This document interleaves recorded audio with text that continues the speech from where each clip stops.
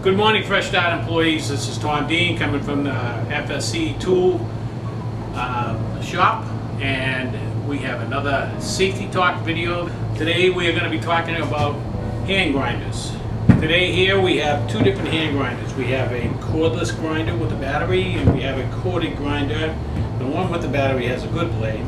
I've already checked it and made sure it was good and tight, and checked the blade and make sure it's the correct blade for the RPMs for the machine. This tool needs to have a lot of respect when you're operating. It's a two-hand operation when you're using this grinder. For a blade like this, they make several different blades. They make a blade like this that's made for grinding and polishing. There's a thinner blade that's made for cutting. Of course, you want to make sure the blade's on nice and tight. Make sure you take the battery off as you're changing the blade, and then put the battery on after when you're done changing the blade. There's an adjustable guide right here that all you do is you flip. There's a clip right here. You flip and you can move the guide. Put it wherever you need to move it.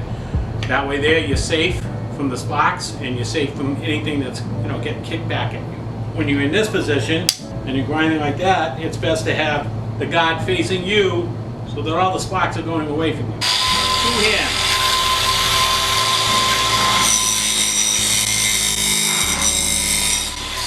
You can see you want to move smoothly, slowly, no herky-jerky movements. Most of the time the rotation of the blades of these are clockwise, not counterclockwise, but clockwise.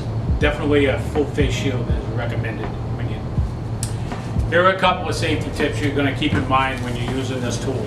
You always want to use the right blade for the right application of what you're doing. Always want to use a cutting blade for cutting. You never want to use a grinding blade for cutting, or vice versa.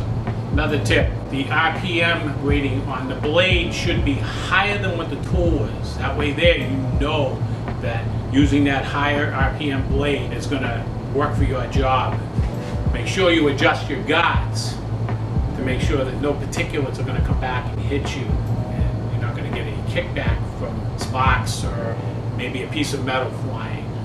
Before using your actual grinding wheels, you want to inspect them. You want to check them and make sure they're not cracked, they're not defective, they're not chipped. Always when you use this tool, you want to make sure you use two hands. You have proper PPE, you have gloves, you have a vest if you have a vest, or some kind of spark arrestor, apron, a good face shield, not safety glasses, but a good face shield. Do not wear any loose-fitting clothes, anything hanging or dangling from your neck, anywhere off your clothing, because it will get bound up into the blade and you will get caught. You want to make sure you're in a good, clear work area. You want to make sure there's no trip hazards around you. You want to make sure you're good and stable on your feet and you have a good control of the grinder. Last but not least, when you're carrying this tool around, please take your finger off the trigger.